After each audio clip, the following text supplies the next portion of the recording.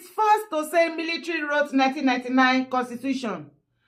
A former head of state, General Abdulsalam Abubakar, retired, has dismissed as false the long-standing claim that Nigeria's 1999 constitution was written by the military. He insisted that close to 95% of the document was lifted from the 1979 constitution, a text drafted by 49 civilian legal experts with no soldiers involved. Abdulsalam disclosed that the decision to adapt the 1979 constitution rather than General Sani Abacha's unpopular 1995 draft constitution came to him as a welcome relief after a 25-member committee is set up found that Nigerians nationwide, at home and in the diaspora, had overwhelmingly rejected the Abacha-era documents. Laura Kosha, General Abdulsalam Abubakar, former head of state. Wọ́n jẹ́ kó yé ìwà àti èmi wípé gbogbo ariwo tá a pa wípé 1999 constitution àwọn sójà ló kọ torí ayé ìgbà àwọn ológun àbí. Wọ́n láwọn kọ́ o, àwọn sójà kọ́ ló kọ o. According to him, ó ní about 49 civilian legal experts àwọn ni wọ́n kọ constitution yẹn. Ó ní nígbà tí òun set up committee, àjẹ́ wípé ní ìgbà tí Abacha kú àbí. Táwọn take over. Ó ní ìgbà tí àwọn set up 25 committee láti lè gbé ìgbésẹ̀ lé lórí, àwọn ni wọ́n jẹ́ kó yé òun wípé constitution tí late Abacha tí ó ti draft sílẹ̀, Nigerians both home and abroad wọ́n reject pé irọ́ ni. Èyí ló wá mú the 49 civilian legal experts wọ́n sáré lọ pìrìpìrì. Wọ́n lọ gbé constitution 1979. Wọ́n lóun ni wọ́n wá fi ṣe another not fi ṣe 1999 constitution.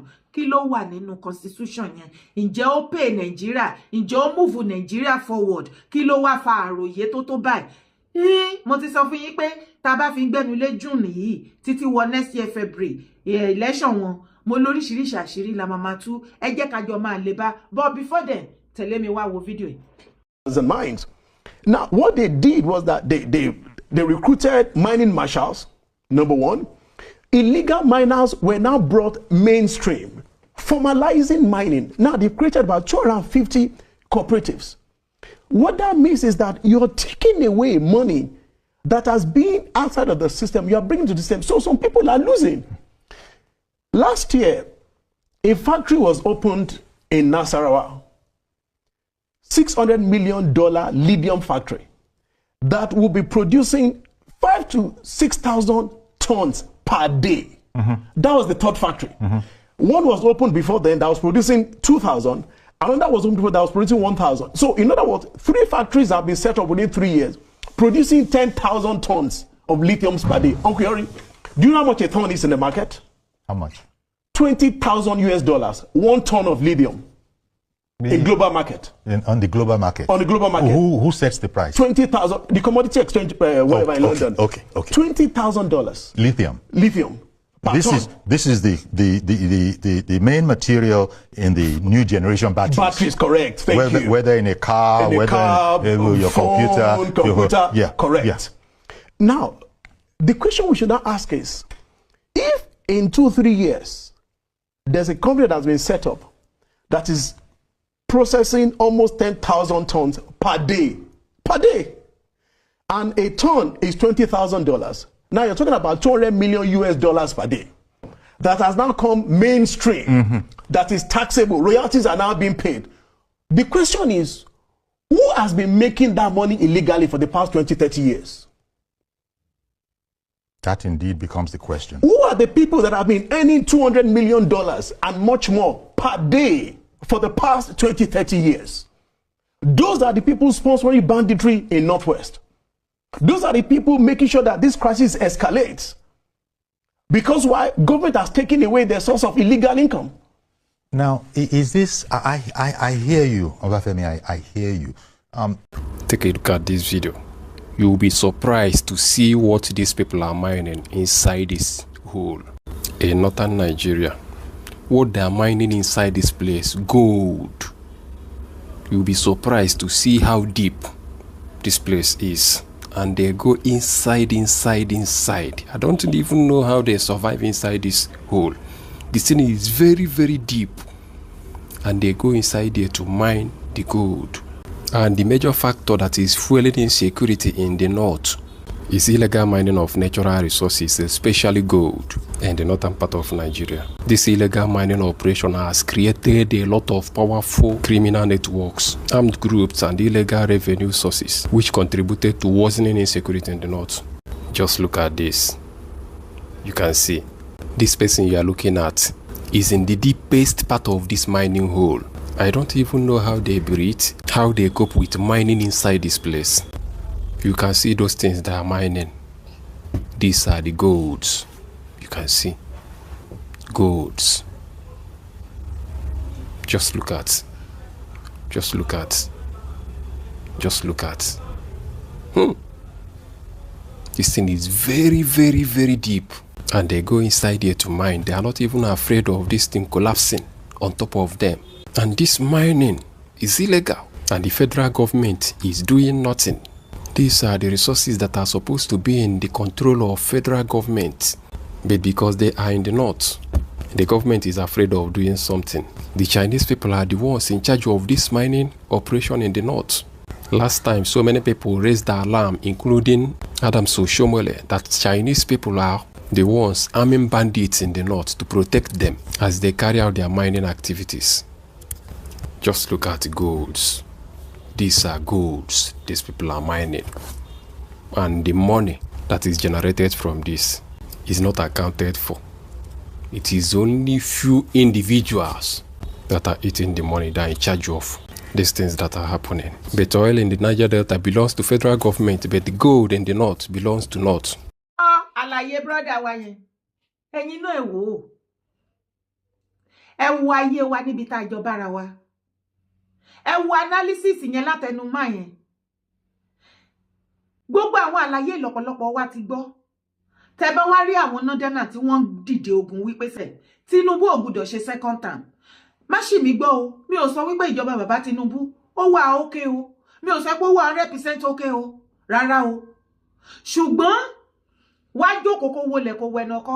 Gbogbo àwọn candidate tó dìde tó yọjú bí Àtíkù, bí Mákindé, bí Obi, èwo ló rò yí pé ó jẹ́ fitting síbẹ̀ tó máa débẹ̀ tá rí nǹkan kan ṣe. Ṣé Mákindé ló máa débẹ̀ tí a lè wo Kàbá lójú? Tá lè wojú Sultan tí ó ṣe nǹkan tí Sultan bá sọ ló máa ṣe. Ṣé jọ Obi, Peter Obi, òun gan ló rò wípé tó bá débẹ̀ òun ló máa dìde tán tá sọ wípé yes gbogbo ìwà ìbàjẹ́ yín ó dópin.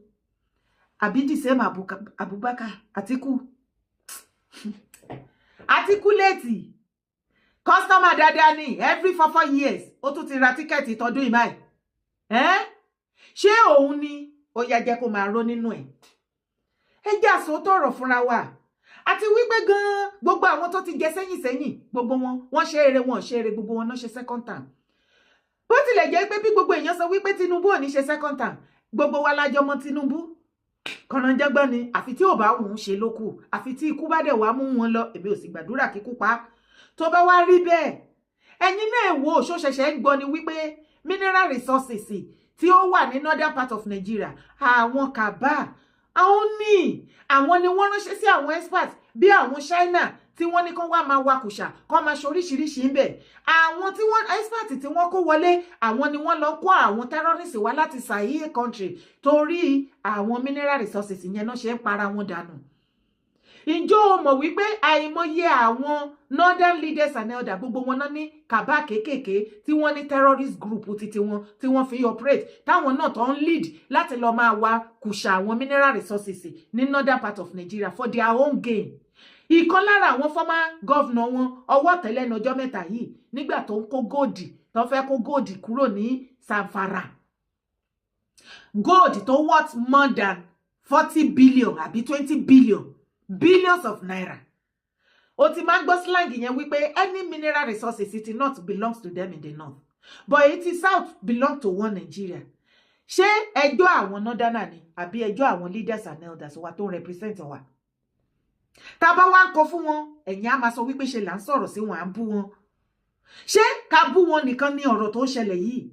ṣé ẹ rí àbí ṣé àwọn northern leaders and elders ṣé wọ́n ti ṣògùn sí wọn tó ti ra wọ́n yé ni tó ti sọ wọ́n di dìdìrìn torí ìgbà táwọn tí ìwà tèmi ta wà lọ́dọ̀ àwọn tó represent wa nílẹ̀ Yorùbá tó jẹ́ pé orí náà fi sábẹ́ orí wọn wọ́n kì í bọ inú fùrọ̀ màálù wọ́n mú ìgbẹ́ màálù wọ́n rí bọ ọ̀nà báyìí ni wọ́n rùn kúra tó jẹ́ sí wípé kò sí nǹkan politically tí any one of them wọn tó lè dá ṣe ní ilẹ̀ Yorùbá tó bá ti kọ́kọ́ lọ jẹ̀gbẹ́ màálù láti north torí òkì rí wọn nu fídíò kan máa ṣó wọn ní àwọn representative àwọn fanatics nílẹ̀ Yorùbá ṣe ti gbàgbé pé a ti ní oríṣiríṣi gúnmi ilẹ̀ Yorùbá báyìí àwọn yẹn ni wọ́n máa lọ bá and that is why tó ṣe rí wípé kò sí gọ́vnà kankan tó ń bọ̀ lọ gbé irú Gumi Mufti Ìwó Gumi Olúwo àti gbogbo àwọn Gumi the rest of them torí wọ́n need the connection wọn láti lead wọn lọ sọ́dọ̀ àwọn bàbá wọn nọ́dánà kọ́ lọ jẹ̀gbẹ́ màálù. One need the attention one. They can never become anything meaningful politically without leaking that northerner. What you ṣé ìgbà tí wọ́n ti wá dé tó ti finish àwọn leaders and elders wa báyìí kí ni iṣẹ́ tó kan ìwọ àti èmi báyìí ṣó ti rí pa ti wọ́gà o bí ìwọ àti èmi ṣe máa jára wa lábẹ́ wọn tá máa fèsì ilẹ̀ wa tá máa tú ilẹ̀ wa ṣe òun ni ká jọ mú gbọ́ ìwọ náà gbọ́ àlàyé brother yìí nítorí àwọn ìdí tí wọ́n ṣe fẹ́ tó ṣe sọ wípé Tinubu ò gbọ́dọ̀ padà fún second term because ọ̀pọ̀lọpọ̀ gbogbo àwọn ọ̀nà yẹn ní Tinubu block à ń pariwo kíní fún yín ẹ fẹ́ gbọ́ ẹ gbọ́ tí northern bá pariwo Tinubu tí àwọn ọmọ Yíbò ń pariwo Tinubu mo mọ̀ economically ìjọba bàbá Tinubu ọ̀rẹ́rìn security wise gbogbo ẹ̀ lọ́lù kò sí nǹkan tó nice inú ìjọba wọn ṣùgbọ́n síbẹ̀síbẹ̀ mo ní ẹ má dọmọnù pẹ̀lú omi ìwẹ̀ dókòkò wẹnu ọkọ àwọn nádàkàbà gbogbo owó tí Tinubu ti tilẹ̀kùn mọ́ tí ò jẹ́ kán rówó yẹn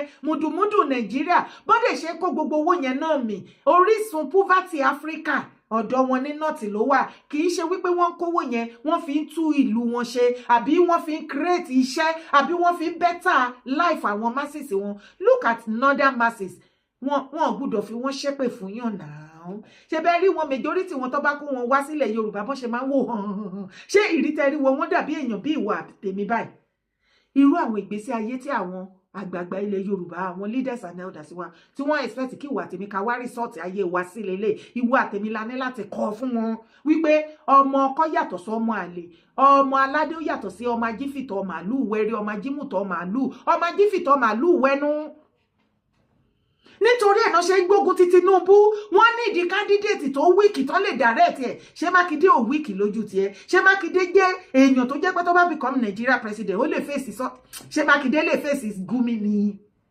ṣé Mákindé lásán ó lè fèsì ordinary Sheikh Ahmad Gumi ṣé Peter Obi tí wà tèmi jọ ń wò ṣó lè fèsì ordinary Sheikh Gumi lásán kàmá ẹ̀ tí sọ de ó kàbà ẹ jẹ́ wise tí northern bá ń pariwo wọ́n mọ̀ nǹkan tó ń ṣe wọ́n tán ti àwọn èèyàn wọn síta torí wọ́n mọ̀ pé gbogbo mùdùmùdù yẹn Tinubu tilẹ̀kùn mọ́ wọn ó ti kán gbogbo ẹ̀ wọn kò kàn sí wọn lẹ́nu mọ́ ẹ̀mí wọn ti fẹ́ pín tí àwọn ọmọ Yíbò tán bá ń pariwo ó ti mọ̀ wípé nǹkan tán mọ̀ ṣe láyé wọn nìyẹn ariwo yẹn àti propaganda tán mọ̀ ṣe òun gan ni ò jẹ́ kán ní head nínú politics in Nigeria wọn ò wà relevant when it comes to the situation pé they want to sit on the round table think about Nigeria as a country. The Igbo people have no representative. They are marginalized. They are not there. They don't even know anything about Nigeria. Say, oh. So, ṣáwọn yẹn ẹ̀yin ọmọ Yorùbá fẹ́ máa relate pẹ̀lú láti máa jẹ́ ká mọ nǹkan tó yẹ ká ṣe. Ẹ má jẹ́ ká dọmọnà pẹ̀lú omi ìwẹ̀. Ẹ jẹ́ agbọ́nmọ́ tinú wa gbọ́ o. Tó bá ní lá bó ṣe fẹ́ nìyẹn. Èébú ẹ̀ ń bọ̀ wá bá ẹ lọ́la. Tán bá ti fi bú ẹ lọ́la. Wọ́n á fi bú ẹ ọmọ Yíbò á fi bú ẹ. Northern á fi bú ẹ. Kí ló máa wá sọ ńgbà náà? Kí ló máa wí? Kí ló máa sọ? Tó bá wá rí bẹ́ẹ̀. Jọ̀ọ́ nítorí Ọlọ́run tó tẹ̀lé mi kó wá gbọ́ fídíò tí mọ̀ pé ibẹ̀ ni kọ́kọ́ là ń lọ kí ni Davido ṣe tí àwọn nọ́dánà tí wọ́n ní kó mórí wá kó fọrùn lẹ̀ wọ́n ní you embarrass us on a global stage Hausa praise singer ra tackles Davido. Hausa praise singer ra has criticized Davido for displaying the names of abducted Oyo school children and teachers during the 2026 FIFA World Cup countdown concert. Can you imagine? Gbogbo wa la rí shirt tí Davido tó wọ̀. Ó dẹ̀ sọ fún wa wípé gbogbo kíní tó wà lára ẹ̀ yẹn orúkọ gbogbo àwọn tí wọ́n kó lọ sí terrorist kó lọ ní Ọ̀yọ́ tán ti release orúkọ gbogbo wọn ló fi ṣe tó fi síbẹ̀. Àwọn Northerners ní níṣe ni Davido lọ leak secret Nigeria ní public ní Western world. Ẹ bá mi béèrè lọ́wọ́ Northerners tí n bá sọ fún yín wípé àyàtọ̀ gédégbé ṣé ti ń rí kí Northerners tó ń grant interview ó dàbí ẹni pé gbogbo interview táwọn Northerners máa ń grant káàkiri ní media houses in Nigeria mi ò rò pé àwọn people rò wípé à ń rí labroad o mi ò rò wípé wọ́n rí o wọ́n mọ̀ wípé gbogbo interview wọn ni wọ́n ń gbọ́ labroad. Tẹ̀lé mi kó wá wo fídíò. The government just think they can just do anything they want to do, and it's just so sad. Religion and the economy. Yeah, religion is really killing us. Yeah, this is Maryland. We're right here in Maryland. You see what they're doing, you know. And I'm gonna go over there to show you what's going on. Like I said, all over the world right now, we're talking about Nigeria, and it's not easy at all. And they have something coming up. You say June 20th, Saturday, at McPherson Square. Join us on Saturday, June 20th. By the White House. By the White House. By the White House. Yeah, 10 a.m. on Saturday. This is Maryland. All people of good conscience. Join us. We all have to join hands together and make sure everything is right. You and know? with all those facing danger. Yep. Join us. Sing with us. Pray with us. Support our effort. Stand with the persecutor. Join us on Saturday, June 20th. Save Nigeria, rally. Yep. Like we said, religion is one big problem. From big. terrorism, from violence, from insecurity, from displacement. Thank you, bro. God bless you. It's time to stand with the persecutor. Save Nigeria, rally.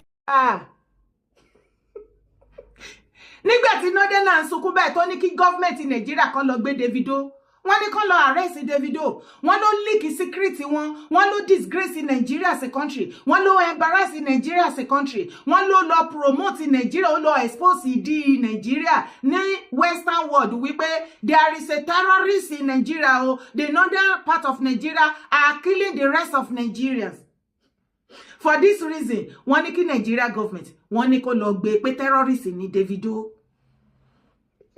For displaying those abducted children and the teachers, for displaying their names, automatically Davido has become a terrorist to them. Ṣùgbọ́n the same northern leaders and the same northern people, these are the set of people tó jẹ́ pé máa ń wá sí online from time to time. Tó máa ń sọ wípé you must live with them. Terrorists are going nowhere. You have to accept them. Either they kill you, or they find your husband, your wife, or your children, they rape you, or whatsoever, any kind of brutality they unleash on you. You must accept them. You must live with them by fire, by thunder. These are the words coming out of the Northerner, most especially Sheikh Ahmad Gumi. Maybe they don't even know that all those interviewed, they are granting up and down. All those they are, you must live with them. Their video and everything is being watched globally. The whole wide world are watching your videos. Gbogbo interview yín from the northern part of Nigeria have been watched globally, from the US to the Asian country to the Indians to the Europe to the whole world. Ta ló máa bá wa sọ fún àwọn Northerners tí bá wa sọ fún yín wípé ìyàtọ̀ gédégbé ẹ máa rò pé yànkàn yín sọ tí wọ́n ní ìrònú àrònú jura àgọ́dì tí bá sọ wípé ẹranko làwọn pípù yìí kọ́ agbẹ́yìn ògbọ́rọ̀ tó sọ fídíò tẹ wò tán ẹjọ́ nítorí Ọlọ́run ṣé wọ́n ṣẹ̀ṣẹ̀ ń protest against terrorism ní Nàìjíríà ní abroad ni gbogbo ìgbà tá fi ṣe Yorùbá nation ṣé a ṣe placard bóyá ń ṣe rally ní US náà ṣe ní UK là ń ṣe ní Germany all over the world bẹ́ẹ̀ là ń ṣe ní Nigeria with the placard bó ṣe ń pa àwọn èèyàn ẹ̀bà ọba tí wọ́n ti pa tí terrorist ti pa dànù nílẹ̀ Yorùbá sìn wọ́n ti máa over 10 of them. Yes, àwọn ọba tó kù ẹjọ́ wẹ́wẹ́ náà ń rò kiri títì oògùn wà àwọn tí ṣetán láti ṣe wọ́n lè fogun wọ́n lè fi stop terrorism ó là ń gbọ́ wọn rí ìkọ̀kọ̀ ṣe sí kàkà bẹ́ẹ̀ wọ́n ti sá kúrò ní orí palace wọn. ẹjọ́ ìgbà tí terrorist bá ti wá yọ wọ́n ti ya wọ àwọn big city tẹ́yìn kábíyèsí ìgbèríko sá lọ ṣé ẹ máa sá kúrò bẹ́ẹ̀ ẹ̀ ń sábọ̀ labroad rárá ẹ máa ń ròyìn o àwa wà ń bí fún yín o à ń dúró dè yín ni o à á lé yín padà sínú Nàìjíríà go and do your work àsọba ló ń jẹ́ bẹ́ẹ̀. Look at ẹ wo bí tá bára wà náà báwo ni Nádánà ṣe máa ń ronú báyìí that is US ló ń wò yẹn ṣé US ni àbí UK èyíkéyìí inú ẹ̀ wàá gbọ́n bẹ́ẹ̀. òun ni wọ́n ti ń protest against insecurity in Nigeria. Northern Nigeria applying the rest of Nigeria. The whole wide world, Western world, come to our aid. They have kidnapped children. 6-month-old children, 1 year, 2 years, 3 years. They beheaded one of the teacher. The northern leaders and elders are the ones sponsoring terrorism in other parts of Nigeria. They are killing the Southerner. Come to our rescue, the whole world. We need you.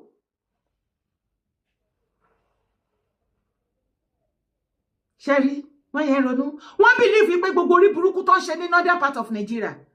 Western world orí. Kò sí country kankan tó rí. Wọ́n mọ̀ wípé gbogbo ọ̀rọ̀ tó ń sọ, gbogbo ìwà wọn, gbogbo ìṣe wọn, everything. Òun ló wà exposed sí the whole world. Gbogbo ayé ló ń rí wọn. Wọ́n mọ̀ Sherry bọ́n ṣe ń ronú. Ṣé ìrántí wọ́n kó papọ̀ mẹ́mí àti ẹlẹ́lẹ́? Ṣé irú ìran tó yẹ ká jọ wà lélẹ̀? Bí tá bára wa iná ṣá oore ni. Ó ti mọ̀ pé bẹ́ẹ̀ ni kọ́kọ́ là ń lọ ọ̀rọ̀ ti dojúrú. Peter Obi ó ní if I am elected in 2027 I will negotiate with bandits who seek peace. Presidential candidate of the Nigeria Democratic Congress, NDC, Peter Obi, has declared that if elected, his administration will pursue dialogue with bandits and other violent groups willing to abandon criminality while deploying force against those who remain committed to violence. Peter Obi ló máa negotiate ní o tá ẹ bá dìbò fóun ní next year February 20 presidential election. Ipe òun ò ní terrorist kankan tó ń fẹ́ pa. Òun máa negotiate pẹ̀lú wọn ni. Ọmọ Yorùbá tí ń bá ní ẹ má dọmọnù pẹ̀lú mi ìwẹ̀. Ọ̀rọ̀ mi ò yé yín àbí. Ṣé àwọn tẹ́ support tẹ́ ló better off fún Tinubu lélẹ̀? Tẹ̀lé mi wá wo fídíò. Message they go to Yoruba people. If you be Yoruba man, any tribe in Nigeria, you want vote Igbo man for power come 2027, you be mumu. That's the one they talk, and you be okoko. You know your brain know the work. Sorry that I use this word, but now what do you be? You be mumu. Because Igbos, when they support Yoruba people, our Igbo people, they say, these people are betrayers. These people, they know get sense. So, but Yoruba man, when they support Igbo man, Obi, that one, they don't see anything inside. They say that one a good person. They call you good person. Because they feel say they get sense past everybody. So if you be Yoruba man, if they support Igbo man to be president of Nigeria, come 2027, you be Okoko, you be Mumu, you don't get sense. Let everybody support their people. Let Yoruba support Yoruba. Let Igbo support Igbo. Because Igbo people, they use tribalism, they do politics. Oga, you can't use tribalism to do politics. Igbos are the enemy of their self. I no carry water for mouth. That's the one they tell you, no be AI. No be Yoruba man, no be Hausa man, no be Fulani, no be TV. No be a dumb man be your problem. Now you be problem of yourself. Earlier, you know this truth. It's better for you. For example, go to South Africa. South Africa, where they see. Go there, go see how our people they buy themselves. Brother and brother go do business. Money go come. For them to share the money equally. One person go organize the boys. The boys go come buy his brother. Now you remember na do am. Now follow Igbo man na do am. Do you know how many people where they don't buy for South Africa? Even your brother where you bring from village, to South Africa to have a better life. Once you get grand, you go buy you. Oga, as I want to do social media. Nari Matai, they tell you. Earlier we know this truth. Go to Malaysia, go to other places. Now we be the problem of ourselves. So leave Yoruba man alone. Tobe ni o letike. Etun yin so ti wa ni ọmọ Yorùbá èwo lewo. Ẹnu àwọn ọmọ Yíbò ló ti gbọ́ yẹn o. Ọmọ Yíbò fúnra wọn ló ń sọ ọ̀rọ̀ ara wọn yẹn o. Kì í ṣe Yorùbá ló sọ o. Sórí bó ṣe ń sọ fún wa wípé ẹni ọmọ Yorùbá kankan tó o bá sọ wípé o lọ gbé Peter Obi sórí o wá fẹ́ dìbò fún come next year. Ó ní you are a mumu, your mumu never too much. Ó ní dìdìrín ni yín ẹ̀dà dìdìrín ń datọ́. Ó pè yín nǹkan tó pè yín lédè ẹ̀ nìyẹn o. Ó lẹ́ẹ̀gọ̀ ẹ̀ fẹnu họra bíi tewúrẹ́ bíi monkey ẹ̀ họra.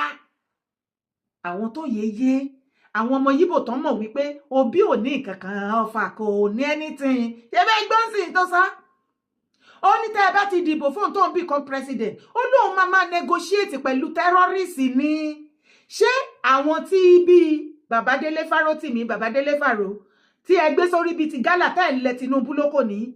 Ṣé àwọn tí àwọn ọ̀pọ̀lọpọ̀ blogger Yorùbá, ẹ̀yin speaker Yorùbá, ojúlówó ọmọkọ Yorùbá, ṣé Peter Obi tí majority yín tẹ́ ẹ̀ campaign fún tẹ́ torí ẹ̀ tẹ́ ẹ̀ sọ wípé kí ọ̀tá iye Tinubu kó kú òun leléyìí àbí? Mo ń sọ fún yín, mo ní ẹ má jẹ́ kó tẹ̀ wá rí. Bí Obi bó bá become Nigeria president, ìwọ àtèmi ti mọ̀ wípé northerner ló máa rule. Kì í ṣe Obi, ó kàn máa wà ńbẹ̀ bí ti Buhari náà ni. Lẹ́yìn kó kàn máa sign, kó máa kówó jáde. Kò sí nǹkan míì. Kí ló fẹ́ ṣe? Kò sí. Wọ́n bí ìyá èrè kó arrest one person báyìí. Ó sọ pé torí ó jẹ́ terrorist. Ó lè ti yá tètè jẹ́wọ́ fún yín nísìn. Àwọn ọmọ ìlú ẹ̀ tọ́jọ́jọ́ ọmọ ìlú kan náà tọ́jọ́ mọ́ra wọn dénú déta ju ìwọ àtèmi tá mọ̀ wọ́n lọ. Wọ́n jẹ́ kó yé wa wípé Obi is a wrong decision. Àwọn gan tó jẹ́ Igbo ní 2023 baba ńlá mistake ni àwọn ti realize ìsìn. Láyé they are never going to support anything called Peter Obi. And listen to the words they are giving to us now. Ọmọ Yíbò ń jẹ́ kó yé ìwọ àtèmi wípé even ayé tí wọ́n fi ń ṣera wọn ní South Africa. Lóòótọ́ àwọn South Africa wọ́n ní tiwọn lọ́wọ́ ṣùgbọ́n tá bá gbọ́ ayé tí àwọn ọmọ Yíbò tán náà ń ṣe ní South Africa ojú àgbà ẹtì as a Nigerians. Òun lọmọ Yíbò ń sọ fún ẹ̀yin.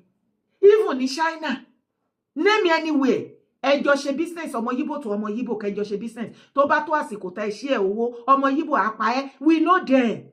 When it comes to pé kó máa ta oògùn olóró, àwọn ni wọ́n ní. Tó bá di wípé kí wọ́n máa ṣe lóru tàtàtà ká rọ́ọ̀bù ká ṣe gbogbo ẹ̀ ká kólé onílé ká gba mọ́tò ká lọ tà ká ṣe gbogbo ẹ̀. Kó dọ̀sán kán wá máa to entourage kán lọ gbé the biggest shop. Kí wọ́n sanwó 10 years sílẹ̀ wọ́n ready àti ọmọ Yíbò ready àti kó 1 billion gan sílẹ̀ fún ṣọ́ọ̀bù kékeré tí ò jámọ́ nǹkankan. Nígbà tó jẹ́ wípé ẹ mọ bọ́n ṣe ń rówó fake drug. Wọ́n ti fẹ́ pa Nàìjíríà tán bí Fúlàní ṣe ń pa wá lọ́mọ Yíbò ń pa wá.